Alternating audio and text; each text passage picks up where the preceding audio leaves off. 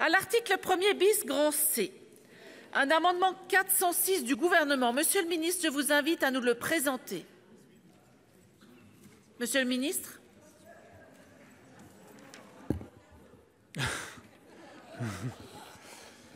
Bien, Madame la Présidente, Mesdames et Messieurs les sénateurs, l'amendement que je vous présente, à mes yeux, a une grande importance, puisqu'il vise à consacrer, pour la première fois, et d'un point de vue juridique, la lutte contre le harcèlement scolaire.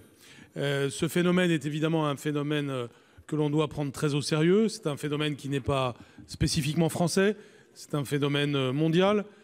C'est un phénomène qui a des racines anciennes dans l'école. D'une certaine façon, c'est un phénomène anthropologique qui se traduit tout simplement par le fait que des élèves peuvent se sentir persécutés par d'autres élèves, et notamment par des groupes d'élèves. Ce phénomène scolaire et anthropologique, eh bien, c'est un phénomène contre lequel on doit lutter d'autant plus résolument que les nouvelles conditions technologiques que nous connaissons ont conduit à ce que ce phénomène se déploie encore plus. Je pense évidemment au cyberharcèlement, qui est devenu très grave et qui fait que le harcèlement ne s'arrête pas aux portes de l'établissement, mais continue même dans l'ensemble de la vie de l'enfant, alors même que nos élèves sont très souvent sur les réseaux sociaux, et ce problème doit évidemment être pris à bras-le-corps, même si c'est un problème très difficile à résoudre. Comme vous le savez, nous avons pris un certain nombre de mesures, là aussi dans la continuité de ce qui avait pu être fait par des précédents gouvernements, mais en accentuant l'action, une action de sensibilisation qui concerne le harcèlement en général, mais aussi certains types de harcèlement. Et nous voulons aller beaucoup plus loin. Nous voulons que le harcèlement soit un sujet vu par chaque établissement, que la formation des professeurs l'envisage systématiquement, que l'on ait la culture de lutter contre ce harcèlement à la racine, que les élèves soient formés à lutter eux-mêmes contre le harcèlement quand ils le pointent. Nous avons eu tout à l'heure une discussion sur la morale. Évidemment, on ne peut pas ne pas y penser maintenant, parce que, après, on met les mots que l'on veut derrière les sujets, mais à mes yeux, il y a évidemment un sujet moral. N'est pas bien d'harceler autrui, et c'est quelque chose dont on doit prendre conscience le plus tôt possible. Peu importe la façon dont on le qualifiera, mais ce qui compte, c'est en tout cas qu'on lutte contre le harcèlement. Pour cela, il faut une base juridique renforcée. C'est le sens de cet amendement, et c'est pour ça que je vous le présente aujourd'hui. Merci. Et nous examinons immédiatement le sous-amendement 489. C'est M. Grand qui va nous le présenter. Merci Madame la Présidente, Monsieur le Ministre, Monsieur le rapporteur. Oui, Monsieur le Ministre, dans votre amendement qui est logique, vous mettez de la part d'autres élèves. Bon, moi je pense que cet amendement qui réécrit et complète l'alinéa consacré au harcèlement scolaire, vous le limitez volontairement au harcèlement scolaire, enfin vous limitez volontairement le harcèlement scolaire au harcèlement entre élèves. Bon, moi, je pense que c'est un peu restrictif, parce que malheureusement, nous pouvons imaginer qu'il pourrait y avoir du harcèlement de la part d'autres acteurs de l'école, et malheureusement des enseignants, malheureusement ça pourrait être des parents, malheureusement ça pourrait être du personnel, j'allais dire civil entre guillemets, qui travaille dans les écoles.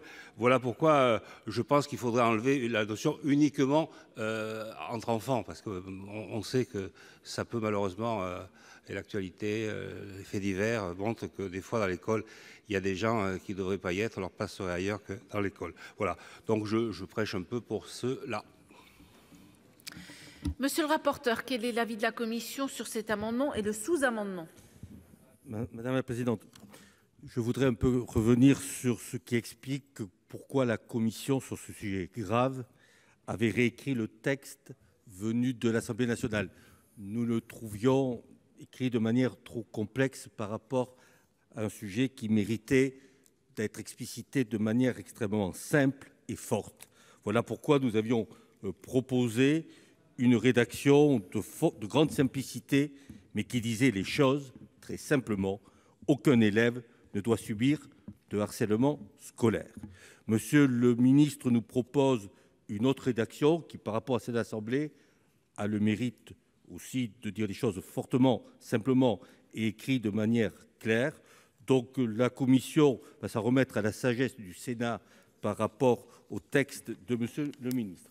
Par rapport au sous-amendement de notre collègue Grand, qui propose de supprimer la référence aux autres élèves, les éventuels faits de harcèlement commis par un enseignant, par un personnel ou par un parent d'élève relèvent d'un autre cadre et essentiellement du droit pénal. Voilà pourquoi c'est un avis défavorable. Monsieur le ministre, quel est l'avis du Gouvernement sur le sous-amendement ? Bien, merci Madame la Présidente, Mesdames et Messieurs les sénateurs. Sur le sous-amendement, mes arguments seront les mêmes que ceux du rapporteur. Je ne méconnais pas les phénomènes que vous avez décrits, Monsieur le Sénateur, et vous avez raison de le faire, mais c'est vrai qu'il est bon de distinguer ce qui relève de l'action des élèves vers les autres élèves, autrement dit de l'action entre mineurs, et donc de ce type de harcèlement, et de ce qui relève de l'action d'adultes vis-à-vis des mineurs, qui est un problème, mais un problème que je distinguerai, et qui d'ailleurs ne relève pas forcément de l'appellation harcèlement. Et donc je pense d'ailleurs de façon générale que nous avons intérêt à ne pas mettre sur un même plan ce qui relève des actions répréhensibles des mineurs, et des enfants, des élèves, et ce qui relève des actions venues du monde adulte, dans l'intérêt et des uns et des autres. C'est pourquoi j'émets un avis défavorable, même si je comprends l'inspiration de cet amendement. Monsieur Grand, vous souhaitez retirer votre amendement ? Vous le retirez. Je vais mettre aux voix l'amendement 406 avec un avis du Gouvernement, avec un avis de sagesse de la Commission. Madame Blondin, je vous en prie, pour explication de vote. Madame Galli également. Merci Madame la Présidente. Certes, cette lutte contre le harcèlement scolaire est un sujet vraiment difficile et important. Et que vous le développiez me semble tout à fait nécessaire. Néanmoins, j'aurais voulu vous demander une précision, Monsieur le Ministre. Qu'en est-il de ce plan violence à l'école? Est-ce qu'il est sorti? Est-ce que vous allez le sortir? Est-ce que ce thème-là va y être intégré? Et comment allez-vous le diffuser, ou ça va être à part? Enfin, quelques explications ne me seraient utiles. Merci. Madame Galli, pour explication de vote. Oui, Monsieur le Ministre, je pense que ce texte est important et est intéressant, et je considère que tout à l'heure, la notion du bien et du mal, j'insiste, mais c'est important. Et est importante aussi parce que c'est vrai que souvent, les élèves, pour eux, c'est un jeu, ils n'ont pas le sentiment de faire du mal, et pour autant, des fois, ça peut aboutir à la mort, et j'ai eu malheureusement, pas loin de moi, un enfant, enfin un adolescent qui s'est pendu parce qu'il n'en pouvait plus. Et pourtant, il avait déposé plainte. Et pourtant, ses parents l'avaient accompagné au commissariat. Et pourtant, il n'y a rien eu derrière. Et ce n'est pas l'école, parce que l'école avait fait son travail. L'école avait accompagné cet enfant. Et c'est ensuite, au niveau de la police, la justice, comment on prend en compte aussi la parole de ces adolescents en souffrance qui souvent dit bon, mais on attend, peut-être que ça va s'arranger. Non, ça ne s'arrange pas. Et je crois que peut-être, Monsieur le Ministre, là-dessus, j'ai peur que les limites de ce texte s'arrêtent aux portes de l'école, alors qu'elles devraient dépasser les portes de l'école, notamment au niveau de la justice.